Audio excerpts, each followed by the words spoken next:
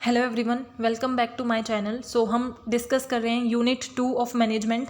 हमने unit 1 complete discuss कर ली है। सारे नोट्स वहाँ पे प्रोवाइडेड हैं। आप जाके यूनिट 1 की प्लेलिस्ट पे सारी वीडियोस देख सकते हो। आपको सारे नोट्स मिल जाएंगे, सारी चीज़ें कवर हो जाएंगी। और आज हम डिस्कस करेंगे इस यूनिट 2 का सेकेंड टॉपिक। फर्स्ट टॉपिक में हमने ऑर्गेनाइजेशनल बिहेवियर, ग्रुप और टीम को डिस्कस किया था। आज हम डिस्कस करेंगे इंडिविजुअल बिहेवियर को। इंडिविजुअल बिहेवियर के अंदर क्या क्या हम कवर करेंगे? Personality, perception, value and attitude. So let's start. सबसे पहले तो इंडिविजुअल बिहेवियर होता क्या है? जैसे हमने ऑर्गेनाइजेशन का मीनिंग किया था, तो ऑर्गेनाइजेशन क्या होती है? जिसके अंदर नंबर ऑफ पीपल मिलके इकट्ठा वर्क करते हैं ताकि वो गोल को अचीव कर सके, वो हमारी क्या होती है? ऑर्गेनाइजेशन। अब ऑर्गेनाइजेशन में ऐसा जरूरी नहीं है कि सब इंडिविजुअली ही वर्क कर रहे हैं, क्योंकि हम अगर आपने प्रीवियस वीडियो देखी है तो आप इस कॉन्सेप्ट से बिल्कुल क्लियर हो कि सिर्फ इंडिविजुअल एक ऑर्गेनाइजेशन में वर्क नहीं करता। ऑर्गेनाइजेशन में टीम्स भी होती हैं, ग्रुप्स भी होते हैं एंड इंडिविजुअल्स भी होते हैं। सो आज जो हम स्टडी कर रहे हैं, टीम्स और ग्रुप की स्टडी हम कर चुके हैं। उनके बिहेवियर को हमने देख लिया कि वो कैसे बिहेव करते हैं, कैसे बनते हैं, कितने टाइप्स के होते हैं। आज हम देखते हैं कि इंडिविजुअल बिहेवियर कैसे करता है। जो ऑर्गेनाइजेशन के अंदर इंडिविजुअल वर्क कर रहे हैं, ना वो टीम के अंदर या ग्रुप के अंदर नहीं है, जो इंडिविजुअली वर्क कर रहे हैं, ऑर्गेनाइजेशन के अंदर कंट्रीब्यूट कर रहे हैं, उनका बिहेवियर कैसे डिटरमाइन होता है, वो कैसे बिहेव करते हैं ऑर्गेनाइजेशन के अंदर, वो किस चीज़ के ऊपर डिपेंड करता है, वही हमारा होता है ऑर्गेनाइजेशनल के अंदर individual behaviour. So individual behaviour की फाउंडेशन क्या है? इंडिविजुअल बिहेवियर की फाउंडेशन है ये 4 पॉइंट्स। इन 4 चीज़ों से मिलके बनता है एक इंडिविजुअल का बिहेवियर। और वो 4 पॉइंट क्या हैं? उसके खुद के पर्सनल फैक्टर, उसके साइकोलॉजिकल फैक्टर, ऑर्गेनाइजेशन के factor and environmental factor. Personal factor यानी कि आपकी एज, आपका जेंडर, एजुकेशन, एबिलिटी, आप मैरिड हो या नहीं हो। नंबर ऑफ डिपेंडेंट्स का मतलब क्या होता है कि आपके ऊपर कितने लोग डिपेंड करते हैं। अगर आपके ऊपर बहुत ज़्यादा रिस्पॉन्सिबिलिटी है तो आप बहुत ही ज़्यादा मतलब सिंसियर बिहेव करोगे, बिकॉज आपको लगेगा कि आपके पूरे घर की रिस्पॉन्सिबिलिटी आपके ऊपर है। लेकिन आप कंप्लीटली फ्री हो तो आप थोड़ा चाइल्डिश बिहेव कर सकते हो। So number of dependent, creativity आपके अंदर कितनी है, आपकी इमोशनल इंटेलिजेंस कितनी है, यानी कि आप दूसरों के इमोशंस को कितने अच्छे से समझते हो, खुद के इमोशंस को कितने अच्छे से समझते हो, आपके खुद की self awareness and self concept आपका कितना। इमोशनल इंटेलिजेंस के अंदर आपको 4 चीज़ें पता होनी चाहिए, जिसके अंदर आई थिंक आता है सेल्फ कॉन्सेप्ट आपका कितना क्लियर है कि आप सेल्फ अवेयर कितने हो, फिर सेल्फ के ऊपर आपका कंट्रोल कितना है, आप सोशल अवेयर कितने हो और उनके साथ आप कितने अच्छे से मैनेज कर पाते हो अपने रिलेशंस को। ये 4 चीज़ें आपको क्लियर होनी चाहिए इमोशनल इंटेलिजेंस में। अगर वो पर्सन जो दूसरों को बहुत अच्छे से समझता है और उसी के पर्टिकुलरली बिहेव करता है, खुद को बहुत अच्छे से समझता है और खुद के ऊपर कंट्रोल भी है, तो इसका मतलब उसकी इमोशनल इंटेलिजेंस अच्छी है। सो आपके ये जो पर्सनल फैक्टर हैं ये भी आपके बिहेवियर को अफेक्ट करते हैं, बिकॉज ऐसा नहीं है कि आप बचपन में जैसा बिहेव करते थे अब भी वैसा ही बिहेव करते हो। गर्ल्स एंड बॉयज़ का बिहेवियर डिफरेंट होता है। आपकी एजुकेशन, जब आपने एजुकेशन फॉर एग्जांपल जो 10th क्लास में आपका बिहेवियर था, क्या आपका जो आप ग्रेजुएशन कर रहे हो उसमें आपका बिहेवियर सेम है? नहीं। एजुकेशन के साथ आपकी नॉलेज बढ़ती है, इन्फॉर्मेशन इंक्रीज होती है, तो आपका बिहेवियर चेंज होता है। आपकी एबिलिटीज़ इंक्रीज होती हैं तो आपका बिहेवियर चेंज होता है। मैरिड पर्सन का बिहेवियर अनमैरिड पर्सन से चेंज डिफरेंट होता है। डिपेंडेंस ज़्यादा होती है तो बिहेवियर अलग होता है। तो ये सारे फैक्टर्स अफेक्ट करते हैं कि आपका बिहेवियर कैसा होगा। देन साइकोलॉजिकल, यानी कि आपकी पर्सनैलिटी कैसी है, आप इंट्रोवर्ट हो या एक्सट्रोवर्ट हो। अगर आप इंट्रोवर्ट होगे तो आपका बिहेवियर अलग होगा, एक्सट्रोवर्ट होगे तो बिहेवियर अलग होगा। परसेप्शन, यानी कि आपका नज़रिया क्या है, दुनिया को आप किस तरीके से देखते हो, बाकी लोगों के बारे में आप क्या सोचते हो, उसके अकॉर्डिंग ही आप बिहेव करोगे। अगर आपको लगता है कि ये पर्सन अच्छा है तो आपके साथ उसका बिहेवियर ऑब्वियसली अच्छा होगा। बट अगर आपके माइंड में उसके बारे में परसेप्शन ये है कि ये पर्सन अच्छा नहीं है या फिर ये पार्शियल है, कुछ भी है, तो आप उसके साथ बिहेव भी अच्छा नहीं करते हो। सो वो आपके परसेप्शन पे भी डिपेंड करता है, आपके एटीट्यूड पे, यानी कि आपका दूसरे के रिगार्डिंग कैसा एटीट्यूड है, पॉजिटिव एटीट्यूड है या नेगेटिव एटीट्यूड है। पॉजिटिव एटीट्यूड है तो बिहेवियर अलग होगा, नेगेटिव एटीट्यूड है तो बिहेवियर अलग होगा। आपकी वैल्यूज़ क्या है, किन चीज़ों के, आपका मतलब कोर क्या है आपकी पर्सनैलिटी का, किसके बेस पे आप अपनी लाइफ में डिसीजन मेकिंग करते हो कि मेरे लिए ये चीज़ें एक्सेप्टेबल हैं, ये चीज़ें एक्सेप्टेबल नहीं है। वही तो आपकी वैल्यूज़ डिटरमाइन करती हैं। आपकी वैल्यूज़ क्या बताती हैं कि मुझे ये काम सही लगते हैं, मैं ये काम करती हूँ, मुझे ये काम करने सही लगता है, ये मेरे लिए एक्सेप्टेबल है और ये मेरी वैल्यूज़ में नहीं है। फॉर एग्जांपल झूठ बोलना मेरी वैल्यूज़ में नहीं है, मैं ये काम नहीं करती, तो आप अपनी वैल्यूज़ के अकॉर्डिंग बिहेव करते हो, लर्निंग के अकॉर्डिंग बिहेव करते हो। फॉर एग्जाम्पल आपने कॉलेज में एडमिशन लिया, उस दिन आपका बिहेवियर और जिस दिन आपकी ग्रेजुएशन कंप्लीट हो रही है उस दिन आपका बिहेवियर डिफरेंट होता है। कैसे? बिकॉज इस टाइम में आपने क्या की है, लर्निंग की है, और वो लर्निंग, वो एक्सपीरियंस आपके बिहेवियर को बदल देता है। एनवायरमेंटल फैक्टर के अंदर हमारे क्या आ जाते हैं कि इकोनॉमिक मीन्स हमारे सोशल एनवायरनमेंट क्या है, पॉलिटिकल एनवायरनमेंट क्या है, टेक्नोलॉजी का एनवायरनमेंट, एथिक्स, ये सब, यानी कि बाहर के एनवायरनमेंट में एक्सटर्नली क्या हो रहा है हमारे लिए। इकोनॉमिक कैसी है, इकोनॉमी में बूम है, डिप्रेशन है, आपको इजीली जॉब मिल पाती है, नहीं मिल पाती, पॉलिटिक्स कौन सी है, पॉलिटिकल पार्टी कौन सी है, टेक्नोलॉजी कौन सी वर्क कर रही है, ये सब आपके बिहेवियर को अफेक्ट करते हैं। तो ये तो थे एनवायरनमेंट से रिलेटेड, ये आपकी साइकोलॉजिकल रिलेटेड, ये पर्सनल रिलेटेड, और अब है ऑर्गेनाइजेशन से रिलेटेड कि ऑर्गेनाइजेशन के अंदर आपको कितने अच्छे से ट्रीट किया जाता है, उसके अकॉर्डिंग आपका बिहेवियर होता है, कितना अच्छा एनवायरनमेंट आपको प्रोवाइड किया गया है, फिजिकल सेटिंग कितनी अच्छी है। अगर जितनी ज़्यादा फैसिलिटीज़ आपको प्रोवाइड की जाती हैं उतनी आप सेटिस्फाई होते हो कि ऑर्गेनाइजेशन आपके बारे में सोच रही है, उतना ही बेटर आपका बिहेवियर होता है। ऑर्गेनाइजेशन का स्ट्रक्चर कैसा है, डिज़ाइन कैसा है, अगर बहुत सिंपल, अंडरस्टैंडेबल और आपसे फ्रेंडली डिज़ाइन होगा तो आपका बिहेवियर अलग होगा, और एक बहुत ही रिजिड कॉम्प्लेक्स डिज़ाइन होगा जो आपको समझ ही ना आ रहा हो तो आपका बिहेवियर अलग होगा। रिवॉर्ड सिस्टम कितना अच्छा है, अगर रिवॉर्ड मिलते हैं, एक ऐसी ऑर्गेनाइजेशन है जहाँ पे जो अच्छा करता है उसे रिवॉर्ड मिलते हैं तो आपका बिहेवियर अच्छा होगा। लेकिन एक ऐसी ऑर्गेनाइजेशन कितना ही कर लो, कोई रिवॉर्ड नहीं मिलते तो आपका बिहेवियर अलग होगा। लीडरशिप यानी कि आप किससे इन्फ्लुएंस होते हैं, आप किसी लीडर समझते हो, उस लीडर के बिहेवियर से आपका बिहेवियर इन्फ्लुएंस होता है। वर्क रिलेटेड बिहेवियर, आप कैसे काम करते हो, क्या काम करते हो, उसके अकॉर्डिंग आपका बिहेवियर डिफर करेगा। सो सबसे पहले तो इंडिविजुअल बिहेवियर क्या होता है कि ऑर्गेनाइजेशन के अंदर जो इंडिविजुअल वर्क करते हैं उनका बिहेवियर को आइडेंटिफाई करना, उसे अंडरस्टैंड करना, उसी को हम बोलते हैं इंडिविजुअल बिहेवियर। और उसकी फाउंडेशन क्या है, ये चारों पॉइंट के अंदर आपको क्या पता होना चाहिए। इन चारों पॉइंट में मोस्ट इंपॉर्टेंट क्या है कि इन पॉइंट्स के नाम याद होना, और इनके अंदर क्या चीज़ें आती है ये आप नाम से ही आपको पता चल जाएगा। अगर ऑप्शन में आता है कि आपको दे दिया कि education, ability, number of dependent, creativity, ये कौन से फैक्टर के अंदर आता है तो आप इजीली आइडेंटिफाई कर सकते हो। तो आपको पता होना चाहिए कि individual behaviour personal factor, psychological factor, environmental factor और ऑर्गेनाइजेशनल फैक्टर से मिलकर बनता है। Now model of individual behaviour, ये भी हमारे क्या है इंपॉर्टेंट, और I would say most important है। आपको मॉडल सब पता होने चाहिए। तो सबसे पहले है theory X and theory Y model. So theory X में क्या कहते हैं कि इंडिविजुअल क्या है, लेजी है, उसे काम करना नहीं पसंद, वो चाहता है दूसरे ही सारा काम करके दे दे, वो खुद से कोई काम नहीं करना चाहता, वो हमारे होते हैं थ्योरी एक्स, जिनको रिस्पॉन्सिबिलिटी लेना बिल्कुल नहीं पसंद, ऐसे इंडिविजुअल।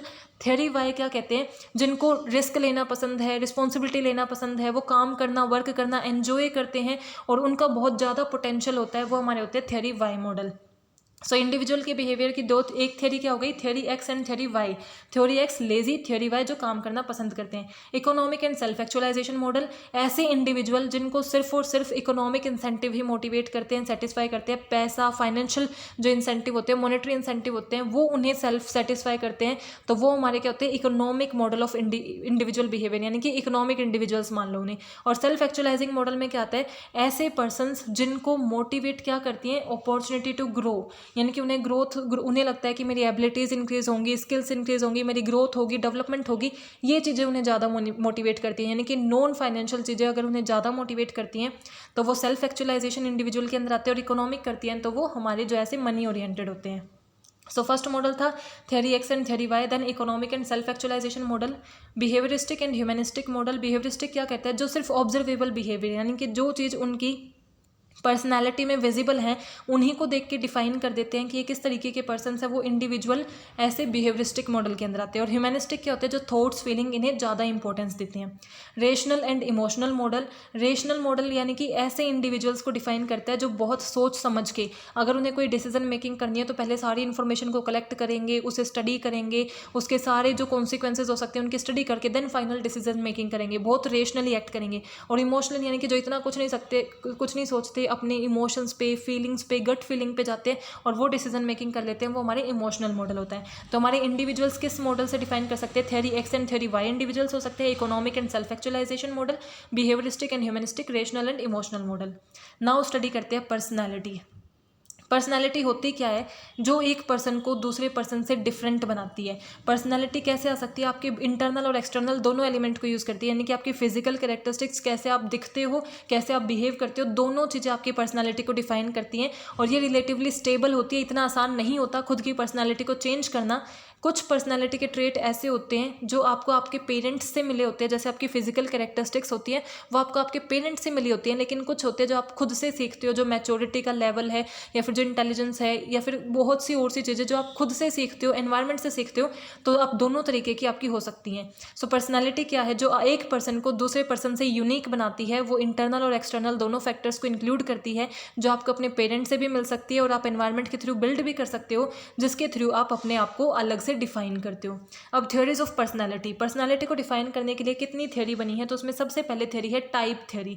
टाइप थ्योरी क्या है कि आप लोगों को डिफाइन करने के लिए दो कैरेक्टरिस्टिक्स के अकॉर्डिंग डिफाइन कर देते हो, एक तो उनकी साइकोलॉजिकल कैरेक्टरिस्टिक्स और एक उनकी फिजिकल कैरेक्टरिस्टिक्स। फिजिकल कैरेक्टरिस्टिक्स यानी कि वो कितने लंबे हैं, कितने छोटे हैं, कैसे दिखने में कैसे हैं, यानी कि दिखने में कैसे हैं उसके बेस पे पर्सनैलिटी को डिफाइन करना, और वो सोचते कैसे हैं यानी कि उनकी साइकोलॉजिकल कोग्निटिव एबिलिटी कैसी है उसके बेस पे डिफाइन करना।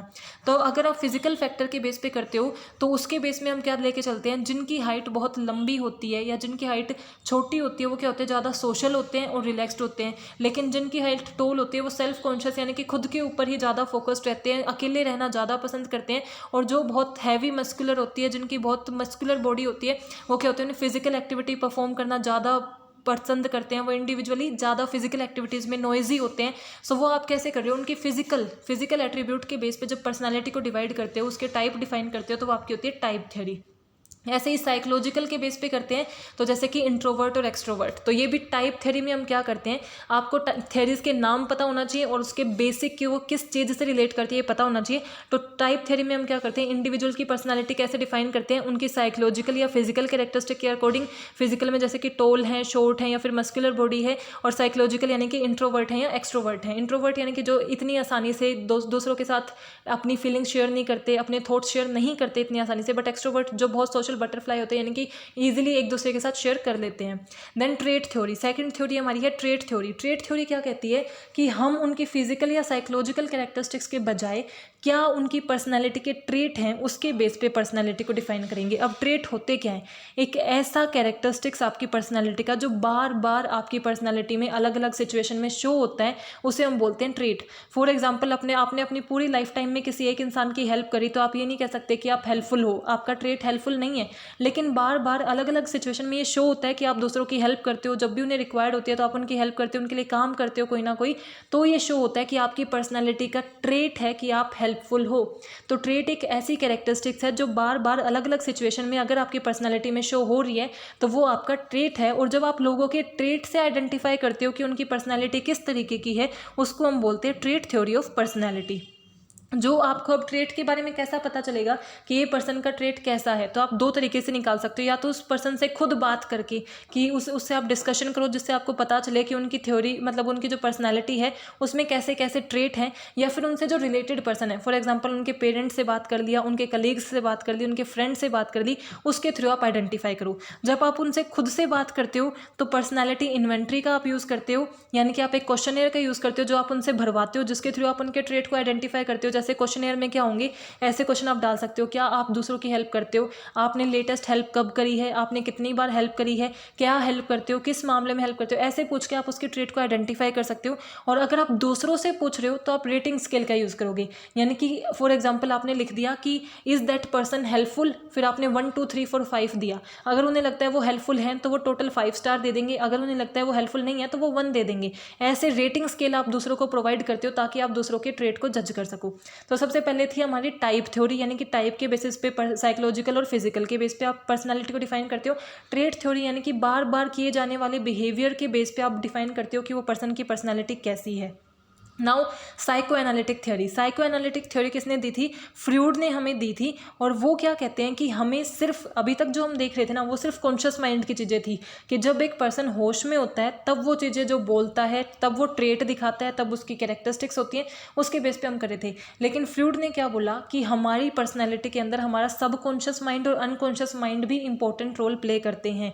यानी कि जब हम होश में नहीं होते या सिर्फ सबकॉन्शियस कंप्लीटली हम कॉन्शियस नहीं होते तब भी हमारी पर्सनैलिटी डिटरमाइन करती है। तो हमें इसके अंदर क्या पता होना चाहिए कि जो हमारी साइको एनालिटिक थ्योरी है वो किन 3 चीज़ों को इंक्लूड करती है। तो the id, ego and super ego. Id हमारी क्या है, जो अनकॉन्शियस माइंड में होता है, यानी कि जब बिल्कुल हम होश में नहीं होते तब हमारी दी आईडी होती है, और वो क्या है, हमारी इनेट कंपोनेंट है पर्सनैलिटी का। बिकॉज कई बार लोग हमें देख रहे होते हैं तो हम डिफरेंट बिहेव करते हैं, बट अगर हम अनकॉन्शियस माइंड में हैं तो हम वैसे ही हैं जैसे हम हैं। सो अनकॉन्शियस माइंड में जो हमारी माइंड में चीज़ें चलती हैं जब हम अनकॉन्शियस होते हैं वो भी हमारी पर्सनैलिटी को डिफाइन करती हैं, क्योंकि उस टाइम ना तो हम कोई लॉजिक देखते हैं, ना कोई रूल्स देखते, ना कोई लॉज देखते, और उसके बेस पे भी हम अपनी पर्सनैलिटी को डिफाइन करते हैं। और यहाँ पे रियलिटी को बिकॉज हम कंसिडर नहीं करते, बिकॉज हम कॉन्शियस है ही नहीं, होश में है ही नहीं, तो उस टाइम हम ये नहीं देखते कि हम ड्रीम में हैं या रियलिटी में हैं। बट रियलिटी जरूरी है, क्योंकि आप ड्रीम में लाइफ नहीं जी सकते, रियलिटी जरूरी है। मेंटल इमेजेस यानी कि सिर्फ ड्रीम्स आपको ये सेटिस्फाई नहीं करते आपकी नीड को, आपको रियलिटी जरूरी है लेके आनी, वो काम होता है ईगो का। यानी कि ये हमारे सबकॉन्शियस एंड कॉन्शियस माइंड पे काम करती है, ये अनकॉन्शियस पे, ये सब और हमारा फुली कॉन्शियस पे वर्क करती है। और ये हमें क्या बताती है कि फॉर एग्जाम्पल एक पर्सन को भूख लगी थी, तो उसकी आईडी क्या होगी कि वो बिकॉज अपनी भूख को सेटिस्फाई करना चाहता है, तो वो इलॉजिकल चीज़ें भी कर सकते हैं क्योंकि लॉजिक अफेक्ट नहीं करता, तो वो सिर्फ खाने के बारे में सोचता है, थिंकिंग करता है। बट क्या थिंकिंग आपकी भूख को मिटा सकती है? नहीं। उसके लिए आपको एक्चुअल में नीड को सेटिस्फाई करने के लिए रियलिटी में आना होगा और ये देखना होगा कि अब आप फूड कैसे अरेंज करोगे। अगर आपने ये देखा कि अब मेरे पास मनी तो है नहीं, तो क्या मैं चोरी कर लूँ, तो आप जब चोरी करने का सोचते हो तो वो आपकी क्या, आप रियली मीन्स लॉजिकली कुछ सोच रहे हो, वो आपका क्या है, ईगो। लेकिन सुपर ईगो ये डिटरमाइन करता है कि जो एक्शन आपने ईगो में डिसाइड किया है वो सही है या नहीं है, सोसाइटी के अकॉर्डिंग क्या वो सही है, चोरी करना तो सही नहीं है। तो सुपर ईगो हमें ये बताती है, जो फुली कॉन्शियस होती है, जो हमें ये बताएगी कि क्या ये काम करना सही है या नहीं।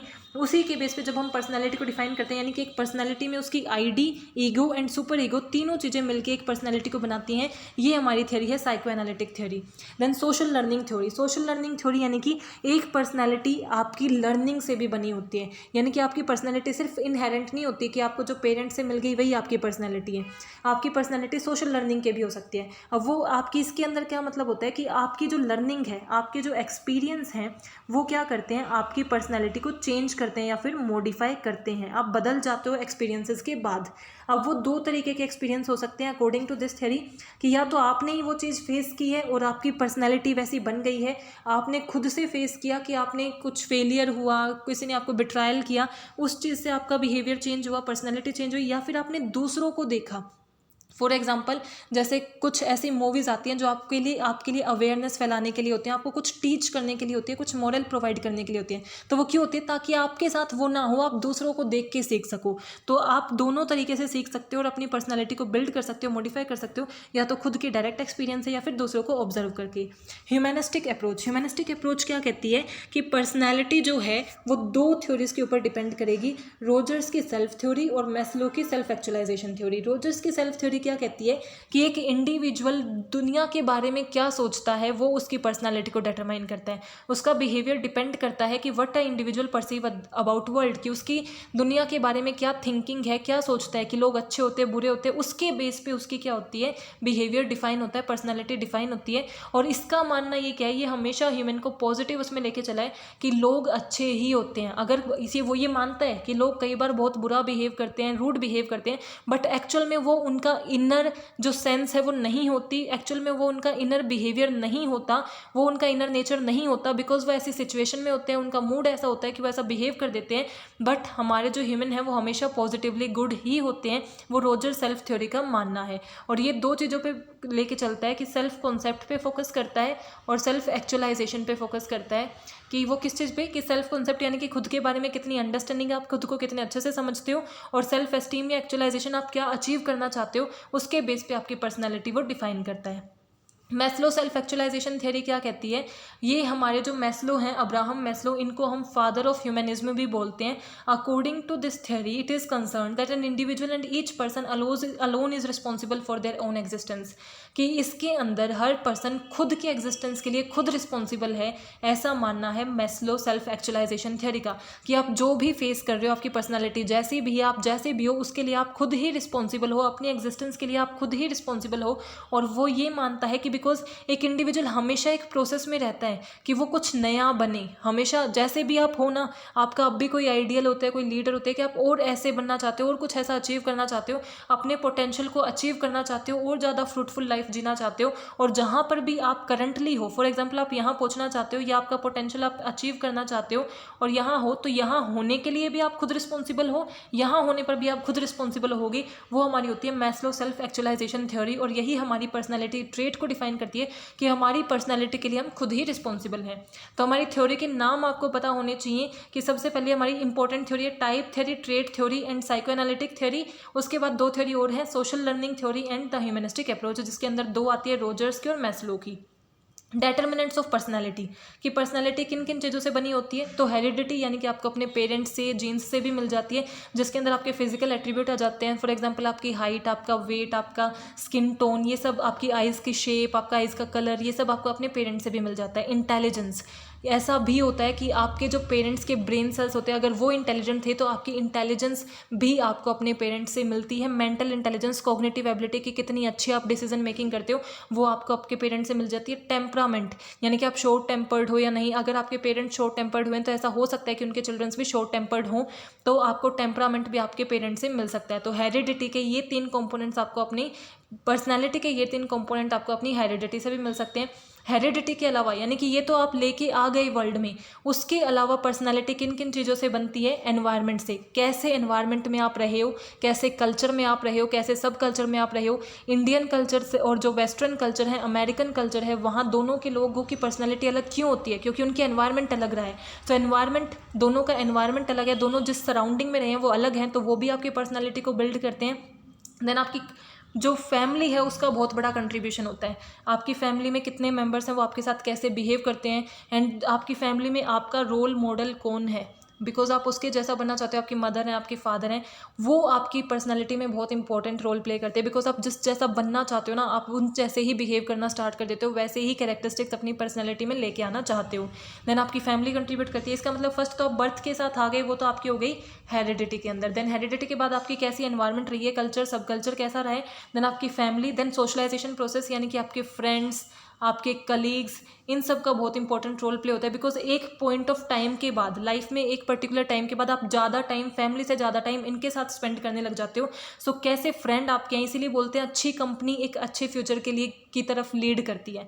सो जैसी आपकी सोशलाइजेशन के टाइम पे जैसी आपकी कंपनी होगी, जैसी आपकी सराउंडिंग होगी, वैसी ही आपकी पर्सनैलिटी बन जाएगी। एंड देन सिचुएशंस, यानी कि एक पर्सन जो सिचुएशन फेस करता है उसकी लाइफ में, जो जो डिफिकल्टीज होती है, कॉम्प्लेक्सिटीज़ होती हैं, जैसा टाइम उसने फेस किया होगा वैसी उसकी पर्सनैलिटी बन जाएगी। The big 5 personality trait, most important आपको पता होनी चाहिए कि सबसे 5 बड़े पर्सनैलिटी ट्रेट कौन से होते हैं। तो वो है हमारे extroversion, agreeableness, conscientiousness, emotional stability and openness. सबसे पहले एक्सट्रोवर्जन। एक्सट्रोवर्जन वो पर्सन्स जो एक्सट्रोवर्ट होते हैं, यानी कि दूसरों से ईजिली बात कर लेते हैं, सोशल होते हैं, टॉकटेटिव होते हैं, आउटगोइंग होते हैं। एग्रीएबलनेस यानी कि ऐसे पर्सन्स जो बहुत अच्छे होते हैं, बाय हार्ट वो अच्छे हैं, गुड नेचर्ड हैं, दूसरों के साथ ईजिली कोऑपरेट करते हैं, दूसरों को अच्छे से अंडरस्टैंड करते हैं, सॉफ्ट हार्टेड होते हैं, एंड ट्रस्ट किया जा सकता है जिनके ऊपर। तो पहला ट्रेट क्या होता है? एक्सट्रोवर्जन, देन एग्रीएबलनेस, देन कंसाइशियसनेस का मतलब क्या है? ऐसे पर्सन जो रिस्पॉन्सिबल होते हैं, अपनी लाइफ में कुछ ना कुछ अचीव करना चाहते हैं, परसिस्टेंट होते हैं, यानी कि जितनी भी डिफिकल्टीज आ जाएं, जिस चीज़ के लिए वो काम कर रहे हैं उसके लिए वो करते रहते हैं, परसिस्टेंट होते हैं, स्टेबल होते हैं। वो हमारा कौन सा ट्रेट होता है? कंसाइशियसनेस। देन इमोशनल स्टेबिलिटी, यानी कि जिनके अंदर बहुत अच्छे से इमोशनल स्टेबिलिटी है, वो अपने फीलिंग्स को कंट्रोल कर सकते हैं, इमोशंस को कंट्रोल कर सकते हैं, एंगर को कंट्रोल कर सकते हैं। जिनको अपनी खुद की अंडरस्टैंडिंग बहुत अच्छी है, वो रिलैक्स्ड होंगे, सिक्योर होंगे, अनवरिड होंगे, बिकॉज उनके ऊपर अपना अच्छा कंट्रोल होता है।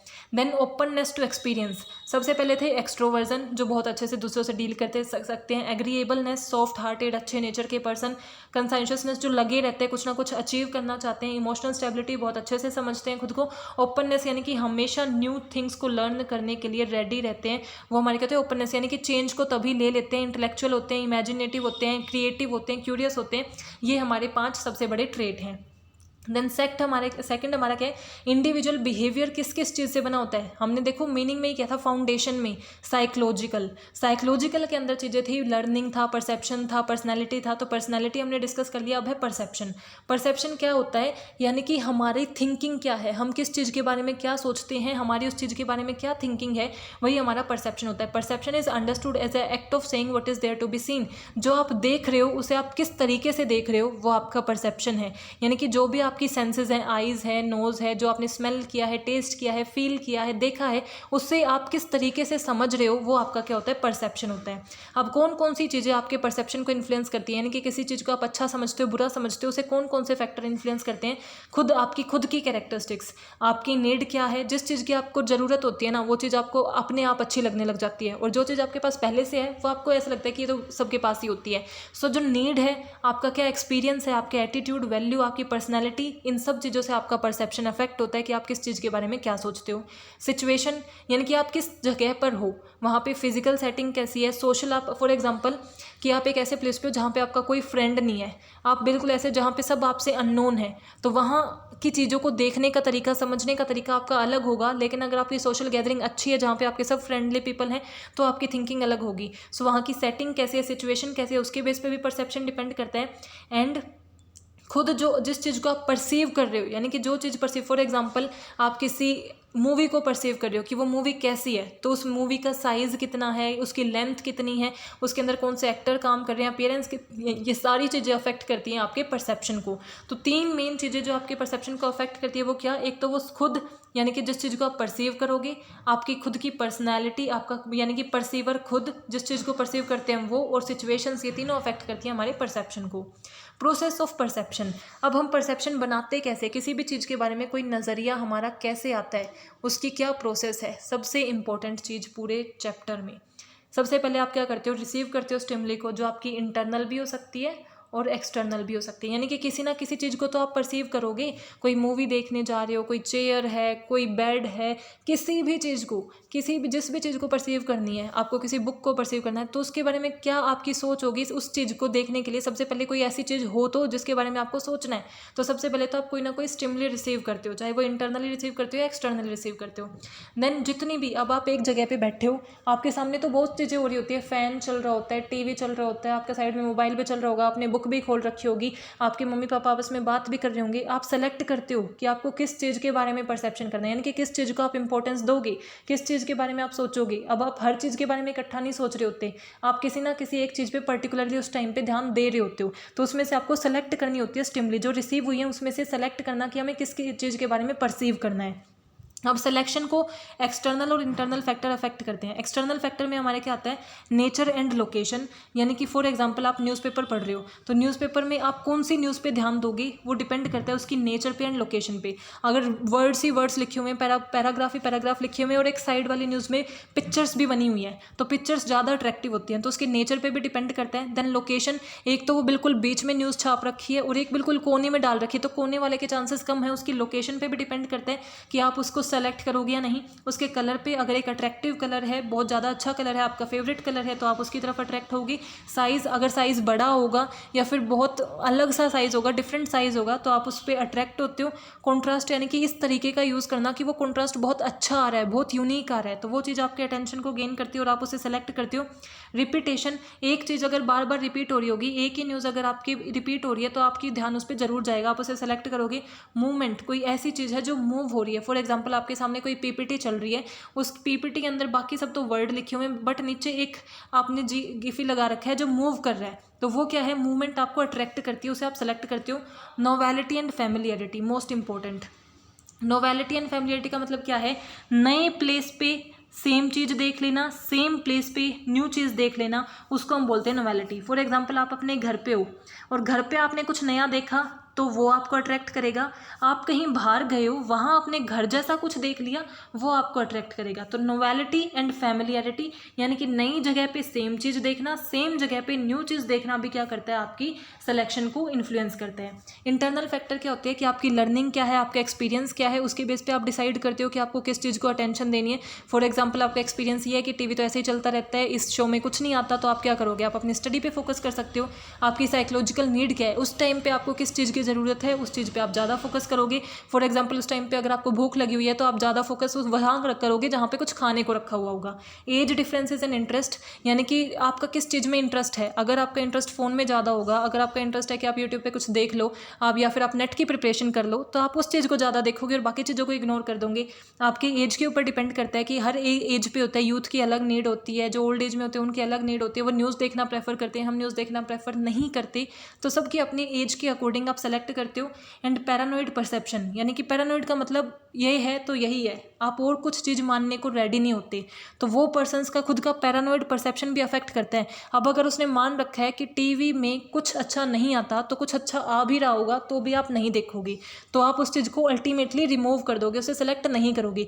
या फिर उनका एक परसेप्शन है कि न्यूज़पेपर में सबसे बेस्ट न्यूज़ आती है, तो कितने ही ऑप्शन पड़े हों आप न्यूज़ को ही उठाओगे, तो पैरानॉइड परसेप्शन है, उसके बेस पे भी आपका सिलेक्शन इन्फ्लुएंस होता है। तो सबसे पहले आपने रिसीव किया स्टिमुली को, देन उसे सेलेक्ट कर लिया, अब आप उसे ऑर्गेनाइज करते हो, यानी कि आप उसको अंडरस्टैंड करने के लिए एक सही सीक्वेंस में, एक सही ऑर्गेनाइजेशन फॉर्म में लगाते हो, बिकॉज वो सही एम्बिग्यूट होती है, यानी कि वो बिल्कुल क्लियर नहीं होती। जिस चीज़ को आप समझने की कोशिश करते हो उसके बारे में आपको क्लैरिटी नहीं है, तो सबसे पहले आप उसे ऑर्गेनाइज करने की कोशिश करते हो।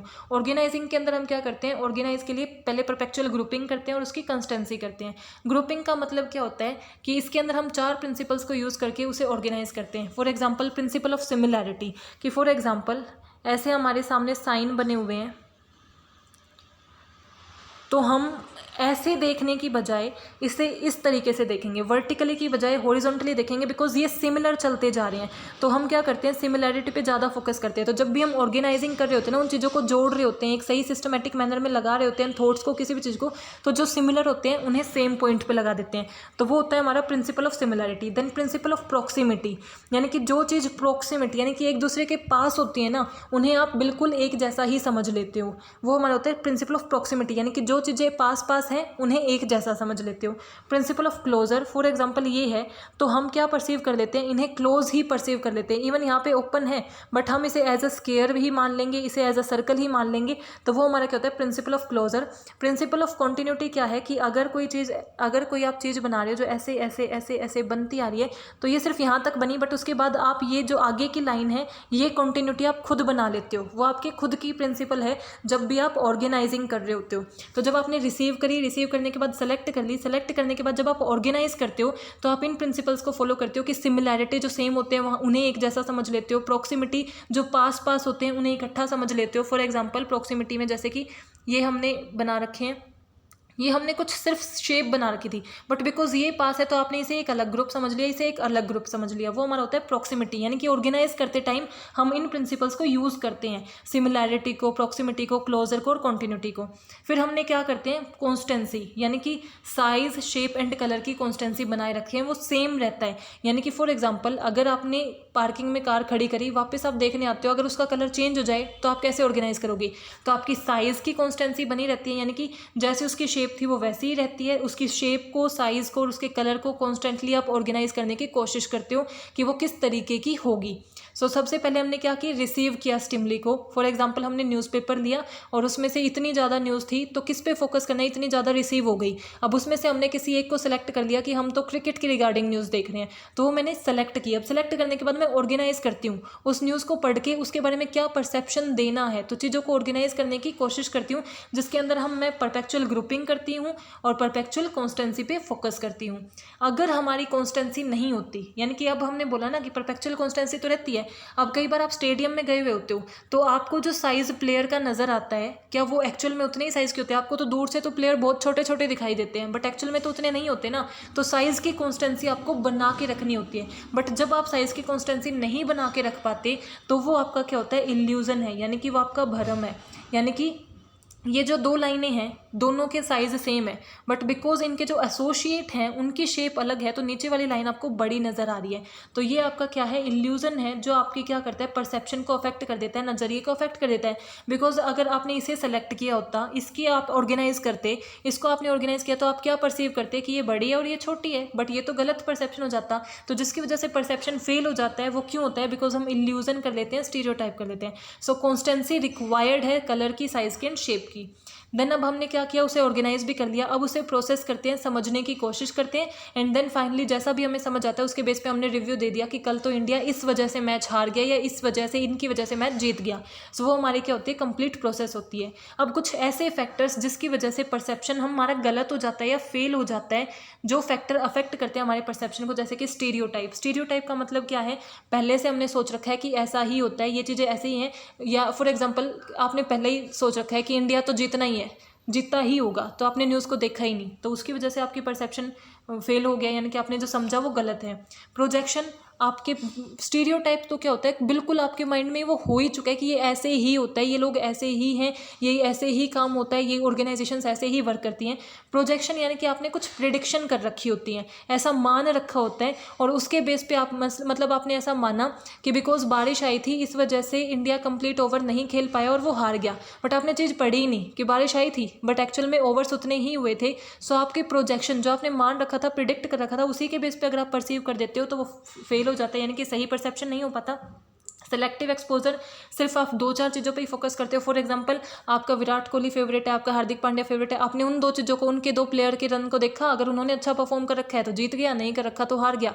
तो आप सिर्फ सेलेक्टिव चीज़ों पे फोकस कर रहे हो, पूरा देख ही नहीं रहे, ओवरऑल व्यू आपने देखा ही नहीं, तो भी आपका परसेप्शन गलत हो सकता है। फ्रेम ऑफ रेफरेंस, आपको नॉलेज कितनी है, आपकी स्किल्स कितनी है, आपकी एबिलिटी कितनी है।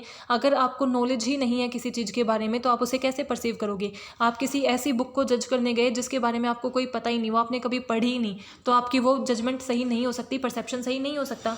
इंटरेस्ट, यानी कि जिस चीज़ में आपको इंटरेस्ट है सिर्फ आपने उसी चीज़ को देख लिया, बाकी सबको इग्नोर कर दिया, तो आपका परसेप्शन फेल होगा। Perpetual set and hello effect, hello effect का मतलब क्या होता है, किसी एक पॉजिटिव चीज़ को देख के, एक एम्प्लॉयज़ की आपको जज करनी थी कि एम्प्लॉय कैसा परफॉर्मेंस करता है, उसके ऊपर आपको परसेप्शन बताना था। फर्स्ट एक बार आपने उसके एक परफॉर्मेंस को देखा जिसमें उसने बहुत अच्छा परफॉर्म किया, आउटस्टैंडिंग परफॉर्म किया है, बट बाकी बची हुई 4 आपने देखी ही नहीं और उसी के बेस पे जज कर दिया, वो हमारा होता है कि परसेप्शन गलत है। बिकॉज ऐसा हो सकता है कि एक बार ही उसने अच्छा परफॉर्म किया हो, बाकी बार ना किया हो, या एक ही बार बुरा परफॉर्म किया हो, बाकी बार अच्छा किया हो, लेकिन उसी के बेस पे आप जब जज कर देते हो वो आपका होता है हालो इफेक्ट। जब आप एक अच्छी चीज़ को देख के जज कर देते हो वो आपका हालो इफेक्ट आता है। एंड रिवर्स हालो इफेक्ट क्या होता है, जब आप किसी के बुरी चीज़ को देखिए, फॉर एग्जाम्पल कि आप कोई मैच देख रहे थे, आपने देखा कि जो एक बॉलर परफॉर्म कर रहा है उसकी वजह से हम मैच हार गए, बट आपने देखा नहीं उससे पहले उसने कितने मैचों में अच्छा परफॉर्म कर रखा है, उसने कितने मैचेस हमें जिता रखे हैं, बट एक चीज़ को देख के आपने सारा जज कर दिया, परसीव कर दिया कि ये अच्छा बॉलर नहीं है, तो वो क्या है आपका रिवर्स हालो इफेक्ट। एक चीज़ को देख के आपने नेगेटिव कमिटमेंट कर दी। Last is learning. सो हमने क्या देख लिया, इंडिविजुअल बिहेवियर क्या होता है, परसेप्शन क्या है, पर्सनैलिटी क्या है। अब लर्निंग, लर्निंग क्या होती है, कुछ भी नया आना, कुछ भी अंडरस्टैंड। लर्निंग को हम क्या बोल सकते हैं, हमारे बिहेवियर में चेंज होना, क्योंकि हमने कोई एक्सपीरियंस गेन किया है, हमने ट्रेनिंग ली है, हमारी प्रैक्टिस की वजह से हम इंप्रूव हो गए, वो हमारी लर्निंग होती है। लर्निंग एक तरीके का चेंज है जो हमारे बिहेवियर में रिफ्लेक्ट होता है, और वो क्यों आता है, क्योंकि हमने एक्सपीरियंस, प्रैक्टिस और ट्रेनिंग से कुछ नया लर्न किया है। अब लर्निंग कैसे होती है, इसके अंदर यही चीज़ इंपॉर्टेंट है और यही मोस्ट इंपॉर्टेंट है। आपको ये 4 चीज़ें पता होनी चाहिए कि लर्न आप कैसे करते हो, और इसके अलावा क्या इंपॉर्टेंस है कि लर्निंग किस किस चीज़ से होती है। तो उसमें 3 चीज़ें आती है, एक्सपीरियंस, प्रैक्टिस एंड ट्रेनिंग। ये क्वेश्चन पूछा जा सकता है, इंपॉर्टेंट आपको पता होना चाहिए कि learning experience, practice and training से होती है। क्लासिकल कंडीशनिंग की लर्निंग क्या होती है कि जब आप लर्न करते हो किसी भी वर्क के रिपीटेशन होने से, यानी कि जब वो चीज़ बार बार, जब पहली बार आपने उसे परफॉर्म किया तो आपको उस पर कोई एक्शन परफॉर्म नहीं हुआ, कोई रिएक्शन नहीं आया, लेकिन बार बार अगर आपने उसे परफॉर्म किया, रिपीटेडली वो किया, उसकी वजह से जो रिएक्शन है वो आने लग गया, तो वो हमारी क्या होती है, classical conditioning learning. For example जो पैवोल है, उन्होंने क्या किया था, एक डॉग पे एक्सपेरिमेंट किया कि जैसे जैसे वो बेल बजाएंगे ना, उसे वो खाना देंगे। तो पहले दिन उन्होंने बेल बजाई तो डॉग का कोई रिएक्शन नहीं था, सेकेंड दिन भी उन्होंने खाना देने से पहले एक बार बेल बजाई, थर्ड डे भी उन्होंने किया, तो फोर्थ डे क्या हुआ कि जैसे ही उन्होंने बेल बजाई ना, डॉग अपने आप उसका सलाइवा आने लगा, कि उसका सलाइवा आने लगा, क्यों, क्योंकि उससे पता चल गया कि अब मेरा खाना आएगा, तो उसे वो भूख, उसकी हंगर वो आने लगी। तो तब उससे हमें पता चला कि हम लर्निंग कैसे करा सकते हैं, क्लासिकल कंडीशनिंग के थ्रू भी करा सकते हैं। इसका मतलब किसी भी पर्टिकुलर चीज़ को रिपीटेडली परफॉर्म करते हैं, एक एक्टिविटी को रिपीटेडली परफॉर्म करते हैं, सो उससे हम उसे लर्न कर सकते हैं। फॉर एग्जाम्पल फर्स्ट डे आपकी एक बार आपके टीचर आए, आपके लेक्चर लेने के लिए आए, और उन्होंने, उनके हाथ में क्या थे, कुछ पेपर्स थे, और उन्होंने सरप्राइज टेस्ट लिया। तो फर्स्ट डे आपका रिएक्शन ऐसा था कि लेके आए होंगे, सेकंड डे लेके आए तब आप श्योर नहीं थे, बट अगर थर्ड टाइम लेके आए होंगे ना, तो आपके माइंड में 100% हो गया कि आज फिर से सरप्राइज टेस्ट होने वाला है। तो वो आपने कैसे लर्न किया, बिकॉज वो एक्सपीरियंस आपने रिपीटेडली किया। सो क्लासिकल कंडीशनिंग क्या है, किसी रिपीटेड एक्टिविटीज़ की वजह से जो लर्निंग होती है उसे हम बोलते हैं क्लासिकल कंडीशनिंग। ऑपरेंट कंडीशनिंग क्या है, जिसको हम इंस्ट्रूमेंटल कंडीशनिंग भी बोलते हैं। ये एक ऐसी प्रोसेस है जिसके अंदर हमारी लर्निंग करते हैं कॉन्सिक्वेंसेस के थ्रू, यानी कि कोई भी काम हमने परफॉर्म किया, उसका क्या रिजल्ट हुआ, उसके बेस पे जो लर्निंग होती है वो हमारी होती है ऑपरेंट कंडीशनिंग। अगर आपने कोई काम किया और उससे आपके अच्छे रिजल्ट मिले तो आप उसे फ्यूचर में फिर से रिपीट करोगे, अगर रिजल्ट अच्छे नहीं मिले तो आप उसे फ्यूचर में फिर से रिपीट नहीं करोगे। फॉर एग्जाम्पल आप एग्जाम देने जाते हो, तो आपने क्या किया था, ये स्केड्यूल बनाया था कि मैं पहले पेपर 1 को ही पूरा करूँगी और फिर पेपर 2 को पूरा करूँगी नेट में, लेकिन आपको पता चला कि पेपर 1 करने में इतना टाइम लग गया कि पेपर 2 के सारे क्वेश्चन आप अटैम्प्ट ही नहीं कर पाए। इसका मतलब आपका एक्सपीरियंस अच्छा नहीं रहा, तो आपने क्या किया, आगे आप उसे रिपीट नहीं करोगे, आपने कॉन्सिक्वेंस से, उससे जो रिजल्ट निकला उससे सीखा। बट अगर आपका पेपर 1 भी पूरा हो जाता और 2 भी, तो इसका मतलब नेक्स्ट टाइम अगर आपको किसी को रिकमेंड भी करना होता तो आप वैसे ही करते। तो ऑपरेंट लर्निंग क्या होती है, जिसके अंदर आप अपने एक्सपीरियंस से सीखते हो। Cognitive theory of learning, cognitive theory of learning क्या कहती है कि इसके अंदर हम बिहेवियर दो चीज़ों पे डिपेंड करते हैं हमारी लर्निंग, कि हमने पहले से हमारे क्या एक्सपीरियंस रहे हैं प्लस हम उसके बारे में क्या सोचते हैं, उसके बेस पे हम बिहेव करते हैं और उसी के बेस पे हम लर्न करते हैं, वो हमारी होती है cognitive theory of learning. Cognitive process assume that people are conscious and active participants how they learn and cognitive theory of learning, कि वो क्या एज्यूम करती है कि organism learns the meaning of various objects and event and learn responses depending on the meaning of assignment stimuli, यानी कि जिस भी चीज़ पे उन्हें काम करना है उसके बारे में उनकी पहले से क्या थिंकिंग है, प्रायर क्या एक्सपीरियंस या लर्निंग है और वो उसे कैसे परसीव्ड करते हैं, उसके बारे में उसका क्या परसीव्ड है, क्या परसेप्शन है कि इसके क्या रिजल्ट हो सकते हैं, उसके बेस पे वो बिहेव करते हैं, वो हमारी क्या होती है कॉग्निटिव थ्योरी ऑफ लर्निंग। और लास्ट है हमारी सोशल लर्निंग थ्योरी, जिसको हम ऑब्जर्वेशनल लर्निंग भी बोलते हैं, यानी कि दूसरों की गलतियों से सीखना, दूसरों को देख के सीखना, गलतियों से भी अच्छे काम से भी। फॉर एग्जांपल आप एक ऑर्गेनाइजेशन में वर्क करते हो, आपके सेम लेवल पे जो काम करता था वो आपका मैनेजर बना हुआ है, तो आप उसको ऑब्जर्व किया, आपने उसे ऑब्जर्व किया था, आप उससे सीखते हो, तो वो हमारी सोशल लर्निंग होती है या ऑब्जर्वल लर्निंग होती है, जिसमें हम दूसरों से सीखते हैं, उन्हें अपना मॉडल बना लेते हैं, वो जैसे करते हैं उन्हें ऑब्जर्व करते हैं और उसके थ्रू लर्निंग करते हैं। जैसे पेरेंट्स हो सकते हैं, टीचर हो सकते हैं, टीवी आर्टिस्ट होते हैं, उनको हम फॉलो करते हैं और उन्हीं के अकॉर्डिंग बिहेव करते हैं, लर्न करते हैं। इसमें सबसे पहले तो क्या होता है अटेंशन, यानी कि हम उन पर अटेंशन पे करते हैं, देन उनकी जो कैरेक्टरिस्टिक्स हैं उन्हें खुद में रिटेन करने की कोशिश करते हैं, देन उन्हीं के तरीके से बिहेव करने की, बोलने की प्रैक्टिस करने की कोशिश करते हैं, एंड देन हम फाइनली मोटिवेट हो जाते हैं, यानी कि अब हमें ऐसे ही रहना है। सो ये हमारे क्या है learning. So I hope you are clear with this topic. If you have any doubt please mention in comment section and don't forget to like, subscribe and share. Thank you.